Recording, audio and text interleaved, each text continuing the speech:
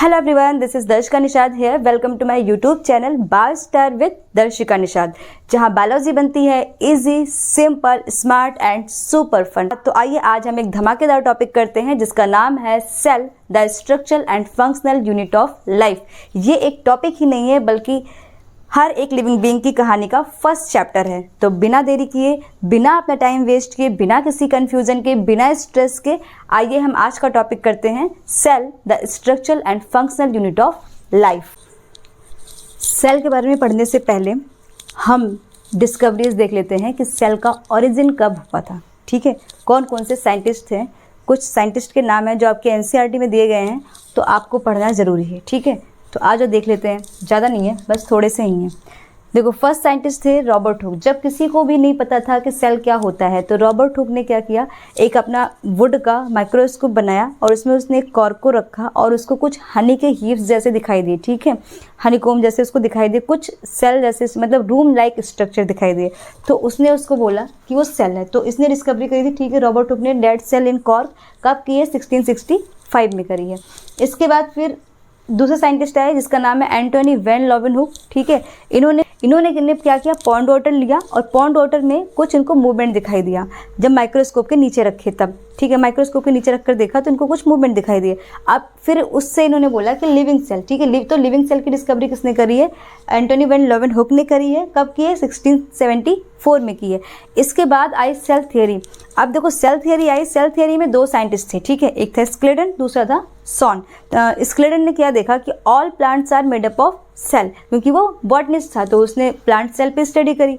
इसके एक साल बाद सॉन आया। सॉन जो है वो जूलॉजिस्ट था। उसने देखा कि all animals are made up of cells, तो एनिमल्स भी सेल से ही, सेल का बना हुआ था। ठीक है, और जो प्लांट था वो भी सेल का ही बना हुआ था। ठीक है, दोनों ने सेम चीज़ें देखी। तो ये सेल थ्योरी आई थी 1838 से 39 के बीच में।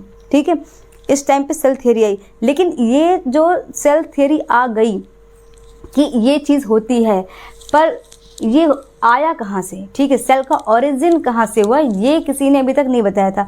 अच्छा, सॉन ने एक और चीज़ डिस्कवर की थी। इसने मतलब इसको प्लाज्मा मेम्ब्रेन भी इसको दिखाई दिया था, बट एक्चुअल में तब इसको पता नहीं चल पाया था कि वो क्या है। इसको ये तो पता चला था कि सेल है। ठीक है, रूम लाइक स्ट्रक्चर है, उसके आउटर साइड कवरिंग पे कुछ और भी है। ठीक है, लेकिन उसको पता नहीं चल पाया, जैसे नाम नहीं दिया था। ठीक, तो ये जो थ्योरी थी ये आ तो गई थी बट अभी एक्सेप्टेबल नहीं थी। ठीक है, तो जो थ्योरी आई वो किसकी आई, रॉबर्ट वर्चाउ की। वर्चाउ की क्यों आई, क्योंकि वर्चाउ ने ये बताया कि all cells come from pre existing cells. ठीक है, कब आई, 1855 में। मतलब जो भी सेल है वो अपनी ही प्री एग्जिस्टिंग सेल से ओरिजिन हुई है। ठीक है, ये बात इसने बोला ओमिनिस सेलुला ई सेलुला, एक टर्म दिया था जो कि जिसका मतलब यही था। उसका मतलब ये कि all cells come from pre existing cells. ठीक है, तो ये कुछ साइंटिस्ट थे जिनको आप याद कर लेना। ठीक है, बहुत सारे एग्जाम्स में पूछे जाते हैं। अब हम बात करते हैं प्रोकैरियोटिक और यूकैरियोटिक के बीच में क्या डिफरेंसेस है, क्योंकि हमारे पास दो तरह के सेल है। ठीक है, अगर हम ऑर्गेनिज्म देखते हैं तो हमारे ऑर्गेनिज्म को देखते हैं तो हमारे पास मल्टी सेलुलर ऑर्गेनिज्म होते हैं और जो है यूनिसेलुलर, मतलब कुछ ऑर्गेनिज्म यूनिसेलुलर मतलब एक ही सेल के बने होते हैं। कुछ ऑर्गेनिज्म ऐसे होते हैं जो कि मल्टी सेलुलर होते हैं और वो बहुत सारे सेल के बने होते हैं। लेकिन अगर आपसे कोई पूछे how many types of cell, तो बेटा सिर्फ there are 2 types of cell, first prokaryotic and second is eukaryotic. तो अब हम दोनों के बीच में डिफरेंसेस देख लेते हैं क्या होता है। अपने पास 2 सेल है। ठीक है, एक प्रोकैरियोटिक सेल है, दूसरी हमारे पास यूकैरियोटिक सेल है। तो जो प्रोकैरियोटिक है, प्रो का मीन्स है प्रिमिटिव। ठीक है, जिनके पास कुछ नहीं है, बहुत ही प्रिमिटिव सेल्स हैं। ठीक है, यूकैरियोटिक का मतलब है ट्रू, जिसके पास एडवांस है, जो उसके पास सब कुछ है। ठीक है, सब कुछ है, यहाँ पे कुछ नहीं है। तो पहले राइबोसोम देखो, राइबोसोम यहाँ पे 70S का है, यूकैरियोटिक में 80S का मिलेगा। डीएनए कैसा मिलेगा, यहाँ पे सर्कुलर डीएनए मिल रहा है, यहाँ पर आपको लीनियर डीएनए मिल रहा है यूकैरियोटिक में। प्रोकैरियोटिक में न्यूक्लियाइड प्रेजेंट है, न्यूक्लियस एब्सेंट है। यूकैरियोटिक में न्यूक्लियस प्रेजेंट होता है। ठीक है, इसके बाद जो मेम्ब्रेन बाउंड ऑर्गेनेली होती है, जितनी भी, वो आपको प्रोकैरियोटिक में देखने को नहीं मिलेगा। और जो यूकैरियोटिक है उसके पास मेम्ब्रेन बाउंड ऑर्गेनेली प्रेजेंट होंगे। इसके बाद फिर सेल डिवीज़न की बात करें तो इसमें बाइनरी फिजन के थ्रू सेल डिवीज़न होता है प्रोकैरियोटिक में, क्योंकि कुछ है ही नहीं ना, बहुत ही प्रिमिटिव है। और जो यूकैरियोटिक है उसमें जो है माइटोसिस और मियोसिस के थ्रू सेल डिवीज़न होगा। इसके बाद जो अगर रिप्रोडक्शन देखो तो आपको यूकैरियोटिक में दोनों टाइप के मिलेंगे, ठीक है, सेक्सुअल एंड एसेक्सुअल। लेकिन जो प्रोकैरियोटिक है वहाँ पे सिर्फ आपको एसेक्सुअल रिप्रोडक्शन देखने को मिलेगा।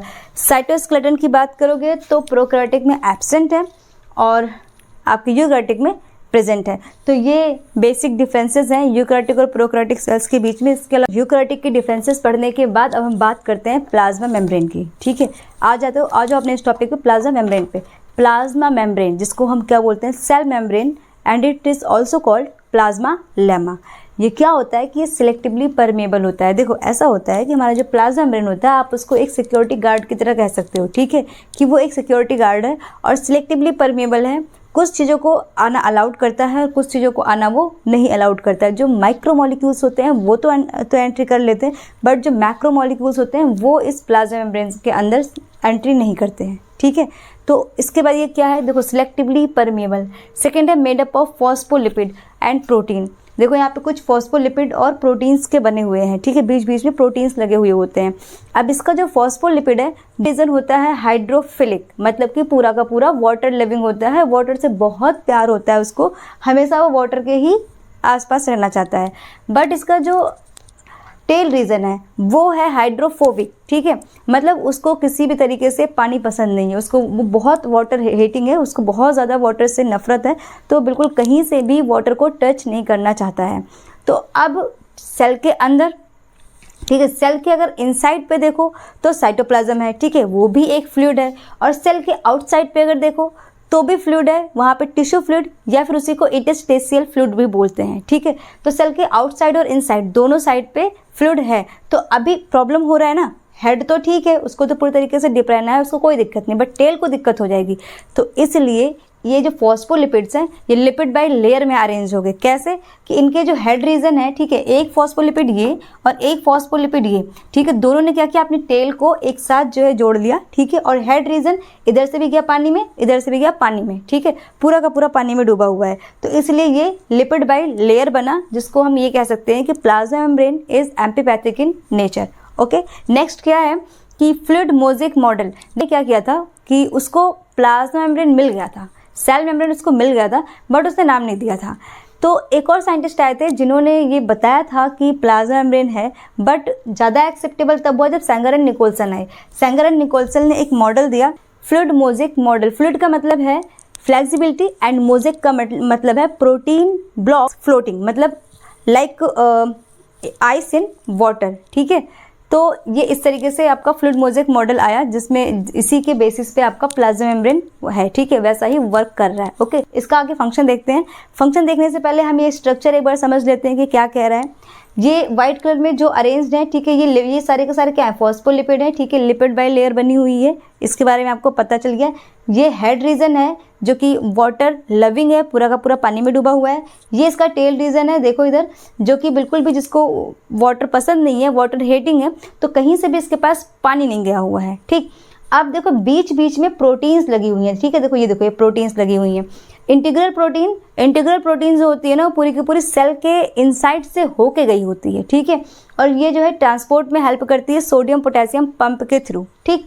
ये पेरिफेरल प्रोटीन है, ठीक है। पेरिफेरल प्रोटीन कैसी होती है कि साइड में चिपकी हुई होती है, जो कि सिग्नलिंग में हेल्प करती है, ठीक है। इसके बाद ये कुछ आयन चैनल्स लगे हुए हैं, ठीक है, आयन चैनल प्रोटीन लगा हुआ है, और बीच बीच में यहाँ पे आपको कोलेस्ट्रॉल दिख रहा होगा। तो कोलेस्ट्रॉल क्यों लगा हुआ है, इसका काम है कि ये क्या करता है, it balance the rigidity and fluidity of cell. क्यों, क्योंकि लिपिड का ही तो बना हुआ है ना। आप देख लो, जैसे आपका कोकोनट ऑयल होता है, ठीक है, वो क्या है, फैट है, ठीक है। तो ऑयल का होता है, जैसे ही विंटर आता है, विंटर टाइम में क्या होता है कि ऑयल पूरे के पूरे तरीके से वो एकदम रिजिड हो जाता है, और जैसे ही समर आता है वापस से वो फ्लूइडिटी की तरह बहने लगता है। तो इस तरीके से हमारी तो प्लाज्मा मेम्ब्रेन भी बह जाएगी। सेल मेम्ब्रेन अगर बह गया तो क्या होगा, इसके अंदर का फ्लूइड निकल के बाहर गया, इसके अंदर की जो भी चीज़ें हैं वो सब बाहर गई। तो एक तरीके से प्रोटेक्शन प्रोवाइड कर रहा है ना, तो वो प्रोटेक्शन बना रहे, ये पूरी तरीके से मेल्ट ना हो, इसके लिए कोलेस्ट्रॉल हेल्प करता है, ठीक है।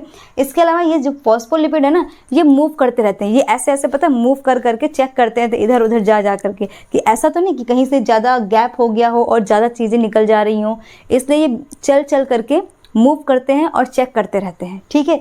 इसके बाद अब ये कार्बोहाइड्रेट्स लगे हुए हैं, ठीक है, ऊपर। अब देखो, अब आ जाओ इसका ट्रांसपोर्ट कैसा होता है फंक्शन में। पहले हम इसका ट्रांसपोर्टेशन देखते हैं कि दो तरह से होता है, ठीक है। एक होता है पैसिव, दूसरा होता है एक्टिव।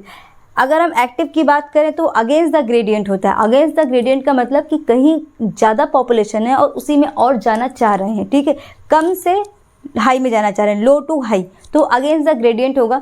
वहाँ पे बेटा यूज़ होता है एटीपी, ठीक है, एटीपी खर्च करना पड़ेगा। और ये सोडियम पोटेशियम पंप है जिसके थ्रू जाता है, ठीक है, ये इंटीग्रल प्रोटीन, ठीक है, यहाँ से।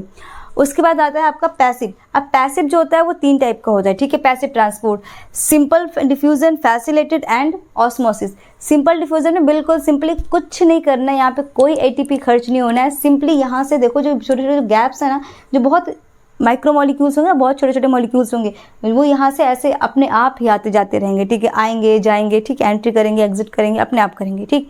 इसके बाद फैसिलेटेड डिफ्यूजन होता है जिसमें बाई चैनल प्रोटीन, ठीक है, ये जो चैनल प्रोटीन्स लगे हुए हैं इनके थ्रू होता है, ठीक है।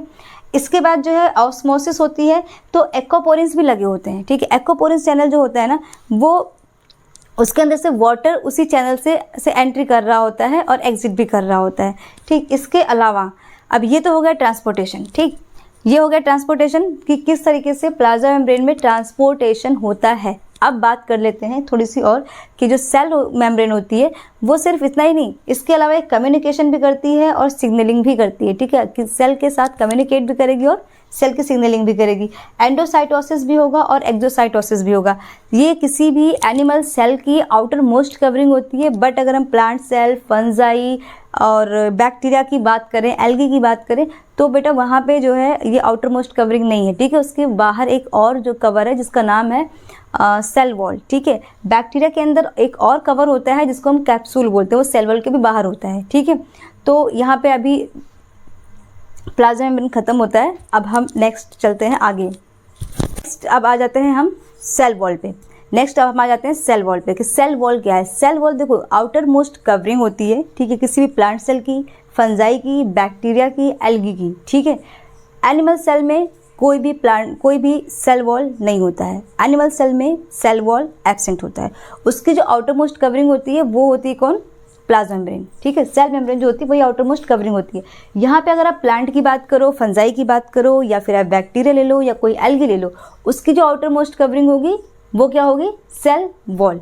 तो सेल वॉल क्या करता है बेटा, देखो एक तो प्रोटेक्शन प्रोवाइड करता है, ठीक है, सेल, ठीक है, किसी भी मैकेनिकल इंजरी ना हो जाए उसको, ठीक है, कोई भी मैकेनिकल इंजरी हो उससे जो है प्रोटेक्शन प्रोवाइड करता है। सेकंड क्या करता है? Prevents bursting. प्रिवेंट्स बस्टिंग का क्या मतलब है कि जैसे कि कोई भी प्लांट सेल है, ठीक है, उसको आपने हाइपोटोनिक सॉल्यूशन में रख दिया।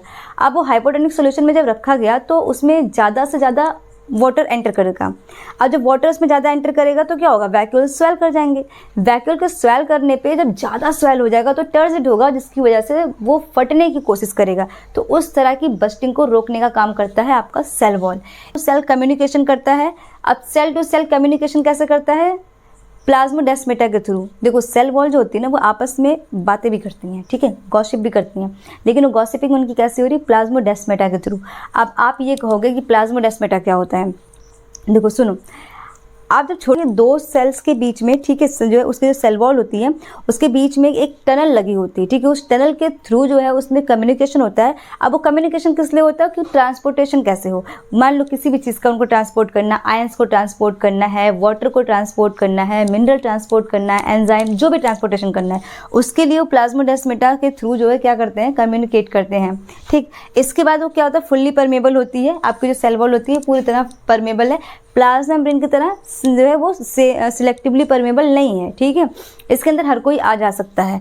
इसके बाद देखो कुछ जैसे प्लांट है, प्लांट का जो सेल वॉल होता है made up of cellulose, and fungi का जो सेल वॉल होता है वो made up of chitin. Bacteria में पेप्टाइडोग्लाइकेन की सेल वॉल पाई जाती है।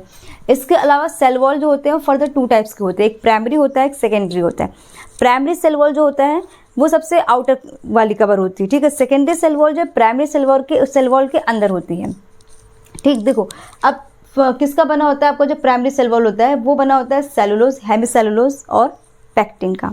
ठीक, कब फॉर्म होता है? During the cell growth. ठीक है, ये आपका सेलुलोज, हेमिसेलुलोज और पैक्टिन का बना होता है। और फॉर्म कब होता है? ड्यूरिंग सेल ग्रोथ, जब सेल आपकी ग्रो कर रही होती है उस ड्यूरिंग पे इसका फॉर्मेशन होता है। ठीक है, इसके बाद फिर क्या होता है कि प्रेजेंट होता है all plants, present in all plants का मतलब है जो यंग प्लांट्स हैं, ठीक है, उनके अंदर प्रेजेंट होगा। ये आपका प्राइमरी सेल वॉल हो गया। अब secondary cell wall primary cell wall के अंदर साइड पे है। ठीक है, किसकी बनी हुई है? पे है लिग्निन एंड सेलुलोज की। अब यहाँ सेलुलोज तो यहाँ पे भी है, बट ये जो लिग्निन है ना, this is the very very tough material. ठीक है, जो कि किसी भी तरह की परमेबिलिटी को पॉसिबल नहीं करता है। ठीक है, होने नहीं देता है, मतलब कुछ भी आने जाने नहीं दे रहा है। तो फिर जब कुछ आता जाता नहीं, जहाँ पे लिग्निन का डिपोजिशन ज़्यादा हो जाता है, वो सेल या वो टिश्यू को हम डेड टिश्यू मानते हैं। ठीक है, अब देखो, प्रोवाइड करता है mechanical support and rigidity, rigidity मतलब स्ट्रॉन्ग करता है। ठीक, इसके बाद जो कहाँ प्रेजेंट होता है? मैच्योर सेल्स जैसे कि जाइलम हो गया और स्क्लेरेनकाइमा टिश्यू होता है। ठीक है, स्क्लेरेनकाइमा में देखो डेड होता है, जैसे वो सीड कोट होता है हमारा। ठीक है, चने के ऊपर के छिलके, बादाम के ऊपर के छिलके, बादाम के ऊपर का जो बहुत हार्ड वाला पार्ट होता है, अखरोट के छिलके ले लो आप। ठीक है, बेस्ट एग्जांपल है वो। उसमें क्या, वो सेकेंडरी सेल वॉल होता है, लिग्निन ज़्यादा होता है, जिसकी वजह से इतना ज़्यादा टफ हो जाता है वो। ठीक है, और डेड टिश्यू होता है, वो हमारी सेकेंडरी सेल वॉल ही होती है। और फॉर्म कब होता है? जब ग्रोथ स्टॉप हो जाती है तब। ये इतनी बात समझ में आई? यहाँ इसको भी हाईलाइट कर लो कि जो ये सेकेंडरी सेल वॉल होती है made up of cellulose and lignin. ठीक है, इसके बाद हम बात कर रहे थे साइटोप्लाज्म की। कुछ नहीं, साइटोप्लाज्म बहुत छोटा सा टॉपिक है, खत्म हो जाएगा। ठीक है, साइटोप्लाज्म क्या है?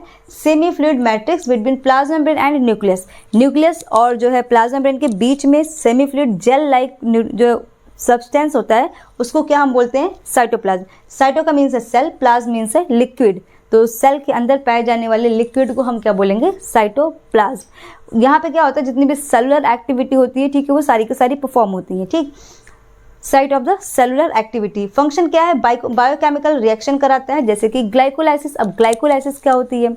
सुनो, ग्लाइकोलाइसिस क्या होती है कि breakdown of glucose. Glyco means glucose and lysis means breakdown. ठीक है, एक ग्लूकोज मॉलिक्यूल 2 पायरुवेट मॉलिक्यूल में टूटते हैं। 3 कार्बन का होता है, 3 कार्बन के 2 मॉलिक्यूल होते हैं पायरुवेट के, और ग्लूकोज 6 कार्बन का होता है। तो वो 2 पायरुवेट में टूटता है और नेट जो एटीपी गेन होता है वो 8 होता है। ठीक है, एक ग्लूकोज मॉलिक्यूल से, यहाँ पे सिर्फ ग्लाइकोलाइसिस के अंदर।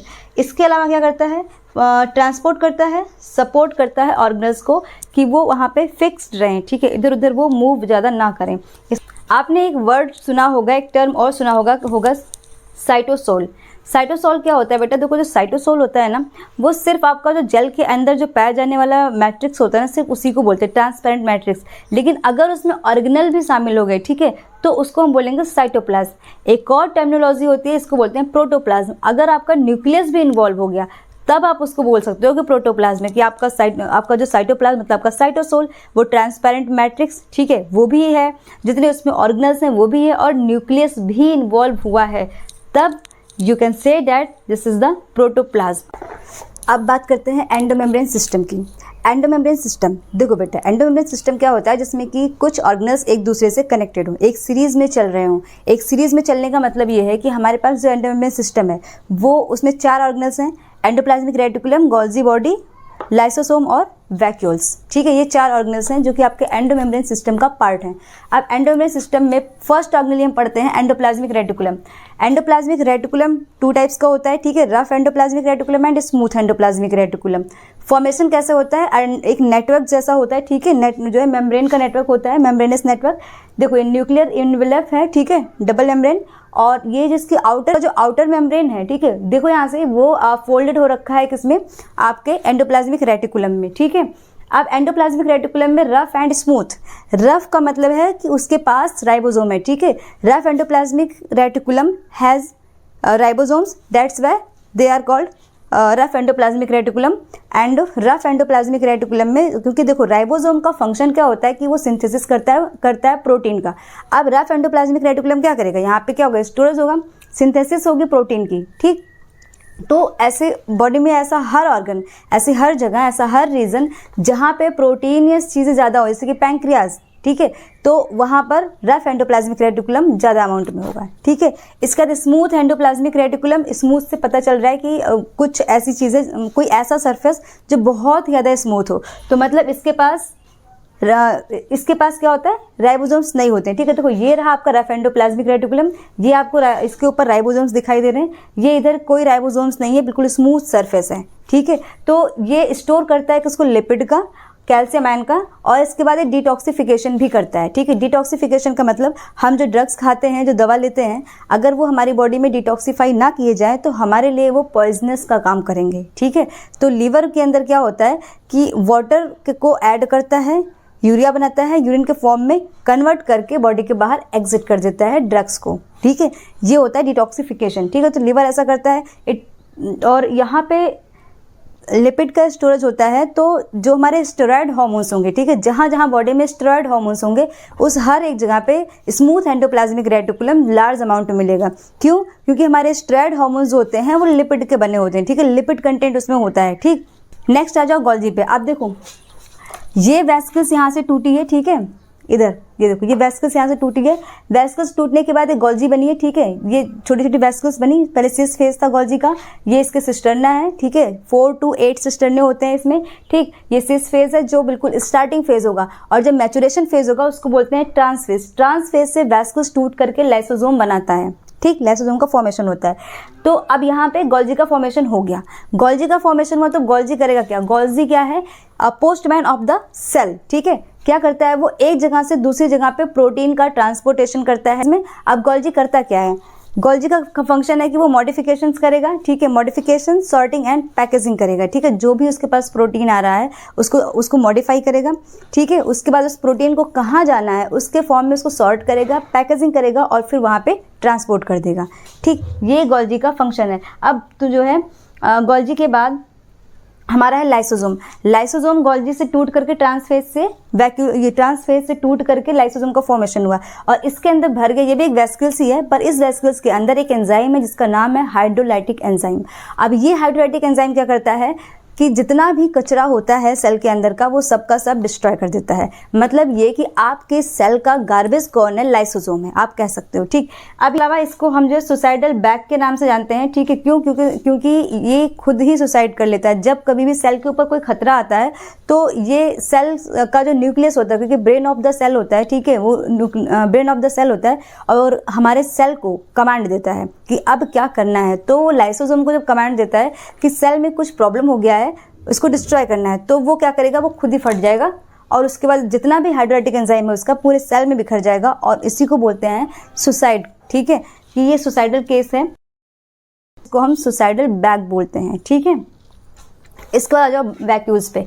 वैक्यूल क्या होते हैं? देखो, प्लांट सेल होगा तो उसमें 1 या 2 बड़े बड़े वैक्यूल्स होंगे, क्योंकि इसका काम क्या होता है वैक्यूल का काम होता है storage of ions and water, ठीक है। ज़्यादा से ज़्यादा अमाउंट में वाटर को स्टोर करके रखता है, ठीक।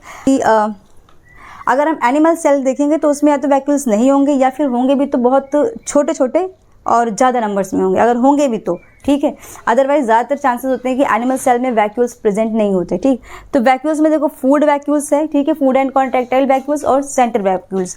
तो फूड वैक्यूल्स जो होता है वो आपको प्रोटोजोआ में मिलता है, ठीक है। जैसे आपने देखा होगा कि अमीबा जो होता है वो स्यूडोपोडिया के थ्रू जो है फूड वैक्यूल्स बना करके फूड को इनगल्फ करता है, ठीक। और जो अच्छा प्लांट सेल के अंदर जो है लार्ज वैक्यूल क्यों होता है? वो एक तो वाटर को स्टोरेज करता है, दूसरा वो टर्जिट प्रोवाइड करता है। इसके अलावा लाइसोसोम का पीएच होता है, बेटा यहाँ पे लिख लो, लाइसोसोम का जो पीएच होता है वो होता है अराउंड 5, मतलब कि एसिडिक पीएच होता है, ठीक है।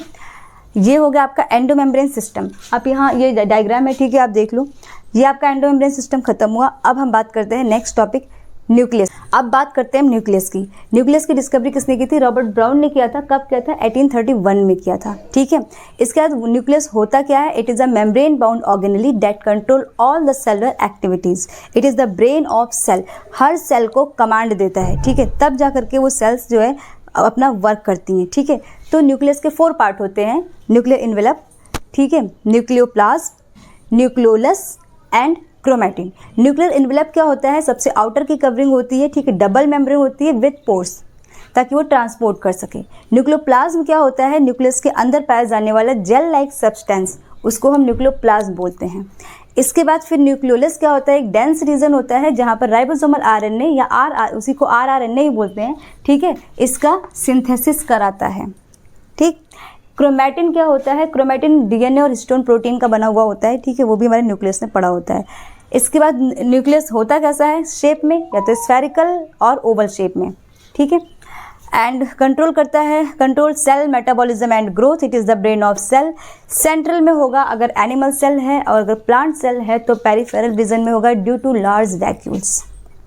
ओके, अब बात करते हैं माइटोकॉन्ड्रिया की। ठीक है, mitochondria coined by C. Benda in 1897। ये क्या है, देखो, एक डबल मेम्ब्रेन ऑर्गेनेली है, ठीक है, मेम्ब्रेन बाउंड ऑर्गेनेली है और डबल मेम्ब्रेन है। इसके पास अपना खुद का डीएनए है, अपना खुद का राइबोसोम है, ठीक है, सेमी ऑटोनोमस ऑर्गेनेली है। ये एंडोसिम्बायोटिक थ्योरी के थ्रू रिजेंबल करता है प्रोकैरियोटिक सेल से। कैसे करता है, क्योंकि इसके पास जो है अपना खुद का डीएनए है, सर्कुलर डीएनए होता है इसमें, ठीक है, और राइबोसोम से अपना खुद का ही रखा है, 70S राइबोसोम होता है यहाँ पे, ठीक है, इसके पास 70S राइबोसोम होता है और सर्कुलर डीएनए होता है। तो जो प्रोकैरियोटिक सेल होती है उसके पास भी 70S राइबोसोम होता है और सर्कुलर डीएनए होता है। तो किसी बैक्टीरिया का ये एंसेस्टर ही है जो कि माइटोकॉन्ड्रिया की फॉर्म में आ गया है, ये अब वहाँ पर ATP का प्रोडक्शन कर रहा है। अब आ जाओ इसका स्ट्रक्चर देते हैं। माइटोकॉन्ड्रिया का स्ट्रक्चर देखो, ये कोई सेल है, ठीक है, इस सेल के अंदर ये हमारा माइटोकॉन्ड्रिया पड़ा हुआ है। माइटोकॉन्ड्रिया में देखो डबल मेम्ब्रेन है, एक outer membrane, inner membrane. Outer membrane एकदम स्मूथ परमेबल होती है, ठीक है, और जो इनर मेम्ब्रेन होती है वो हाईली फोल्डेड होती है। हाईली फोल्डेड क्यों होती है, to increase the surface area, कि ज़्यादा से ज़्यादा सरफेस एरिया को इंक्रीज कर सके। और ये जो फोल्डेड रीजन होता है इसी को हम बोलते हैं क्रिस्टा। इस क्रिस्टा पे ये F0 और F1 पार्टिकल्स लगे होते हैं, ठीक है, जहाँ पर इलेक्ट्रॉन ट्रांसपोर्ट चेन रिएक्शन चलता है। ठीक है, देखो ऐसा होता है कि जैसे यहाँ साइड माइटोकॉन्ड्रिया के अंदर ATP का प्रोडक्शन होता है, ठीक है, ये बात सबको पता है। तो ATP का प्रोडक्शन होता कैसे है, साइटोप्लाज्म के अंदर ग्लाइकोलाइसिस चलती है। ग्लाइकोलाइसिस मैंने आपको बताया था कि ग्लूकोज का ब्रेकडाउन होता है और 8 ATPs मिलते हैं। ठीक, अब 8 ATP से तो काम नहीं चलने वाला कि हमें पता है कि एक ग्लूकोज 38 ATPs बनाता है। तो बनाता कैसे है, देखो, ग्लाइकोलाइसिस से यहाँ पे ग्लूकोज से पायरुवेट बना। पायरुवेट ने क्या किया, ये आउटर मेम्ब्रेन से परमेबल है, तो आउटर मेम्ब्रेन से एंट्री किया और आया यहाँ मैट्रिक्स में। मैट्रिक्स में क्या हुआ, यहाँ पे क्रेब्स साइकिल चली, जहाँ पे सिर्फ एक ATP बना है, बाकी का NADH और FADH बना हुआ है। ठीक है, अब यहाँ पे भी ग्लाइकोलाइसिस में भी NADH और FADH बने हुए हैं। ठीक है, तो एक NADH जो होता है वो अपने पास 3 ATPs को रखता है और एक FADH जो होता है वो अपने पास जो है वो 2 ATP रखता है। तो ये देगा कैसे, ये इलेक्ट्रॉन ट्रांसपोर्ट चेन को आप ये मान के चलो कि एक ऐसी चक्की है जिसके अंदर जाने से NAD और FAD जो होते हैं उनको तोड़ते हैं और तोड़ करके उसमें से ATP निकालते हैं। तो ये F0 और F1 पार्टिकल्स हैं जिसके थ्रू जो है ATP का फॉर्मेशन होता है। ठीक, इसके बाद फिर जो है यहाँ आ जाओ, कुछ और बातें हैं। एक्टिव कहाँ होती है, ज़्यादा एक्टिव कहाँ रहेगी, जहाँ पे ज़्यादा एनर्जी की ज़रूरत होगी, जहाँ मतलब कि जहाँ ज़्यादा ATP बनाने होंगे। तो मसल सेल्स में रहेगा, ठीक है, स्पर्म सेल्स में रहेगा, स्पर्म टेल में और लीवर में रहेगा। फंक्शन क्या है, ATP प्रोडक्शन करता है, क्रेब्स साइकिल चलती है। ठीक है, क्रेब्स साइकिल कहाँ चलेगी, मैट्रिक्स में, ये याद रखना, ठीक है, ये बहुत इंपॉर्टेंट है। क्रेब्स साइकिल्स आपका कहाँ चलेगा, मैट्रिक्स के अंदर चलेगा। और इलेक्ट्रॉन ट्रांसपोर्ट चेन रिएक्शन कहाँ चलता है, इनर मेम्ब्रेन में चलता है, इनर मेम्ब्रेन के क्रिस्टा रीजन पे चलता है। ठीक, ग्लाइकोलाइसिस कहाँ होती है, साइटोप्लाज्म में होती है, वो माइटोकॉन्ड्रिया के से बाहर होती है, अंदर नहीं होता। ठीक, इसके अलावा कुछ और चीज़ें होती हैं, जैसे कि माइटोकॉन्ड्रिया जो होता है वो आपस में गॉसिप भी करता है, लेकिन किससे, एंडोप्लाज्मिक रेटिकुलम से। ठीक है, एंडोप्लाज्मिक रेटिकुलम से गॉसिप करता है। क्या गॉसिप करता होगा, उसके पास लिपिड्स है, लिपिड एक्सचेंज करने के लिए करता होगा। कैल्शियम है, कैल्शियम के साथ सिग्नलिंग करने के लिए करता है। ठीक है, इसके अलावा अब जिनको ये लग रहा है कि ATP माइटोकॉन्ड्रिया का काम सिर्फ और सिर्फ ATP फॉर्मेशन होता है, वो जान लो कि उसके अलावा और भी काम होते हैं। ठीक है, उसकी बहुत बड़ी सी दुनिया है, काफ़ी बड़ी दुनिया है, जिसमें वो ATP प्रोडक्शन के अलावा वो लिपिड एक्सचेंज भी करता है, कैल्शियम की सिग्नलिंग भी करता है, एपोप्टोसिस भी करवाता है। ठीक है, एपोप्टोसिस का मतलब ये है कि प्रोग्राम सेल डेथ कराता है। ठीक है, जो सेल्स नेसेसरी नहीं होती बॉडी के लिए उन सेल को सुसाइड करवा देता है। इसके अलावा हीट जनरेशन करता है, heat generation specially brown fat. तो आप कह सकते हो कि माइटोकॉन्ड्रिया एक कम्युनिकेटर है, एक हीलर है, वॉरर भी है और एक साइलेंट किलर भी है जब ज़रूरत हो तो। ठीक है, तो ये माइटोकॉन्ड्रिया अब आपका यहाँ पे खत्म होता है। इसके बाद अब हम बात करते हैं क्लोरोप्लास्ट का। क्लोरोप्लास्ट में ज़्यादा कुछ नहीं है, ठीक है। जैसे ये एंडोसिम्बायोटिक थ्योरी से आया हुआ है, उसका भी ओरिजिन एंडोसिम्बायोटिक थ्योरी से ही हुआ है, ठीक है। वो भी एक प्रोकैरियोटिक सेल है, ये भी एक प्रोकैरियोटिक सेल है, ठीक है। ये अपना जो है खुद सेल्फ रेप्लिकेटिंग भी करता है माइटोकॉन्ड्रिया, ठीक है। चलो अब बात करते हैं प्लास्टिड की। प्लास्टिड जो है वो किन किन चीज़ों में प्रेजेंट होता है? एनिमल सेल में एब्सेंट होता है, हमारे प्लांट सेल, ठीक है, हमारे जितने भी यूग्लिनर्ड सेल्स हैं, जितने भी एल्गी हैं, उनके अंदर ये जो हमारा प्लास्टिड प्रेजेंट होता है, ठीक है। अब देखो प्लास्टिड में होता क्या है कि प्लास्टिड 3 टाइप्स के होते हैं, ठीक है। क्लोरोप्लास्ट, क्रोमोप्लास्ट और ल्यूकोप्लास्ट। क्लोरोप्लास्ट एक ऐसी दुनिया है, मतलब कि पूरी की पूरी ग्रीन मार्केट, जहाँ पे सिर्फ ग्रीनरी ही दिखाई देगा, और रिस्पॉन्सिबल किसके लिए है? वो फोटोसिंथेसिस के लिए, site of the photosynthesis, and store करके रखता है वो क्लोरोफिल, क्योंकि अगर क्लोरोफिल नहीं होगा तो फोटोसिंथेसिस इम्पॉसिबल है। क्लोरोफिल क्या करता है? सनलाइट को कैप्चर करता है, ठीक है। उसके बाद इन्वायरमेंट से थोड़ा CO2 लेता है, रूट से वाटर और मिनरल्स लेता है, एंड फिर फोटोसिंथेसिस करा करके फूड के फॉर्म में ग्लूकोज को बनाता है, ठीक है। इसके बाद आ जाओ क्रोमोप्लास्ट में। क्रोमोप्लास्ट जो है हमारा एक कलरफुल दुनिया है, ठीक है। यहाँ पे क्या होता है? यहाँ पे स्टोरेज होता है पिगमेंट्स का। पिगमेंट में जैसे कि एंथ्रासायनिन, पर्पल कलर के जो फ्लावर्स होते हैं उनमें पाया जाता है। जेंथोफिल्स जो येलो कलर के फ्लावर्स होते हैं, ठीक है।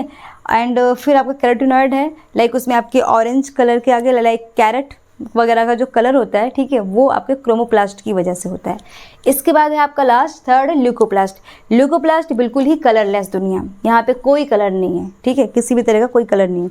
तो ये 3 टाइप्स के होते हैं। इसमें अमाइलोप्लास्ट है, इलियोप्लास्ट है और जो है इलोरोप्लास्ट है, ठीक। अमाइलोप्लास्ट क्या करता है? स्टोर करके रखता है कार्बोहाइड्रेट्स को। इलियोप्लास्ट फैट को स्टोर करके, ऑयल से याद रखना जो है, स्पेलिंग को थोड़ा सा उल्टा कर देना। इलियोप्लास्ट स्टोर करके रखता है फैट को, एंड एलोरोप्लास्ट जो है वो स्टोर करके रखता है आपकी प्रोटीन को। अब अगर हम कहते हैं, ठीक, देखो जितने भी प्लास्टिड्स हैं, ठीक है, जितने भी प्रकार के हैं, वो बनते किससे हैं? सिर्फ एक ही चीज़ से, उसका नाम है protoplastids. So you can say that all plastids develop from protoplastids, ठीक है। इसके अलावा क्लोरोप्लास्ट कन्वर्ट्स इनटू क्रोमोप्लास्ट। कब होता है ये? During ripening. जैसे आपका टोमेटो हो गया, ठीक है, मैंगो हो गया, वो जब राइपनिंग होता है, पकता है ना, तो वो कलर चेंज करता है। जब कलर चेंज करता है तो वहाँ क्लोरोप्लास्ट क्या होता है? क्रोमोप्लास्ट में कन्वर्ट हो जाता है। क्लियर इतनी बात? अब देखो कभी कभी क्या होता है, स्ट्रक्चर देख लेते हैं पहले क्लोरोप्लास्ट का। देखो ये एक सेमी ऑटोनोमस ऑर्गेनेली है, ये भी एंडोसिम्बायोटिक थ्योरी से इसका भी ओरिजिन हुआ है। डबल मेम्ब्रेन है, इसके पास अपना खुद का DNA है, खुद का राइबोसोम है, ठीक है। ये एक सेमी ऑटोनोमस ऑर्गेनेली है। ये इसकी आउटर मेम्ब्रेन है, इनर मेम्ब्रेन है, ठीक है। ये बीच वाला रीजन स्ट्रोमा है, जहाँ पर डार्क रिएक्शन परफॉर्म होती है। ये डार्क रिएक्शन परफॉर्म जरूर होती है यहाँ पे, लेकिन डिपेंडेंट होती है लाइट रिएक्शन पे। जब तक यहाँ से लाइट रिएक्शन नहीं बनेगी, तब तक ये नहीं चलेगी, तब तक जो है डार्क रिएक्शन नहीं हो सकती, ठीक है। और जो लाइट रिएक्शन है वो आपकी कहाँ पे होती है? वो थैलाकॉइड में परफॉर्म होती है, ठीक है। ये आपका थैलाकॉइड रीजन है, इसके अंदर लाइट रिएक्शन परफॉर्म होती है। ये स्ट्रोमा लैमेली है, जो एक दूसरे को मतलब इस पूरे के पूरे ग्रेना को जो है वो बांध करके रखता है, ठीक है, कि भागने ना पाए। और इसके अंदर जो होता है, यहाँ पर क्लोरोफिल प्रेजेंट होते हैं, ठीक है। इन सब के अंदर जो है यहाँ पर क्लोरोफिल की फिलिंग होती है, यहाँ सब, ठीक है। तो क्लोरोफिल अगर ज़्यादा हीट पड़ती है ना, तो वो डेड हो जाता है। तो क्लोरोफिल क्या करता है? अगर बहुत तेज़ लाइट आई तो वो छुप जाएगा, और अगर लाइट कम है तो वो निकल के बाहर आएगा, और उस टाइम पे फोटोसिंथेसिस कराता है, ठीक है। तो क्लोरोप्लास्ट कभी कभी ऐसा होता है, जिससे जो ये ल्यूकोप्लास्ट है, ठीक है। पोटैटो की बात कर लो अगर हम, पोटैटो में कभी कभी आपको ग्रीन कलर का दिखाई देता है, ठीक है, कुछ ग्रीन स्पॉट दिखाई देता है। वो क्या होता है? वो एक टॉक्सिक कंपाउंड होता है जिसका नाम होता है सोलेनिन, ठीक है। हमारे लिए बहुत टॉक्सिक होता है। वहाँ पर क्या होता है, कभी कभी क्लोरोप्लास्ट जो होता है वो एक्टिव हो जाता है, जब उसको नहीं एक्टिव होना है, फिर भी वो एक्टिव हो गया है। उस ड्यूरिंग ये सब्सटेंस जो है, ये कंपाउंड फॉर्म होता है, जो कि बहुत ज़्यादा टॉक्सिक होता है, ठीक है। तो हमें वो खाना नहीं चाहिए। कुक करने पे भी उसकी टॉक्सिसिटी कम नहीं होती, वो उतनी ही रहती है, तो उस पार्ट को निकाल देना चाहिए। इसके अलावा chloroplast is a large organelle in plants after vacuoles, ठीक है। तो आप कह सकते हो कि जो प्लास्टिड होता है वो प्लांट सेल का मल्टीटास्कर है। कैसे है? क्योंकि वो क्या करता है, फोटोसिंथेसिस से ले करके फ्रूट रैपिंग तक का सारा काम करता है, ठीक है, सब जगह अपनी छाप छोड़ता जाता है। तो so you can say that plastids is the multitasker of plant cell. आज का हमारा टॉपिक यहाँ पे खत्म होता है। मिलते हैं हम नेक्स्ट वन शॉर्ट में। आई होप आपको सारा टॉपिक अच्छे से क्लियर हुआ होगा। If you have any doubt feel free to ask in comment section. और अगर आपको वीडियो पसंद आई हो तो लाइक, शेयर एंड सब्सक्राइब करिए।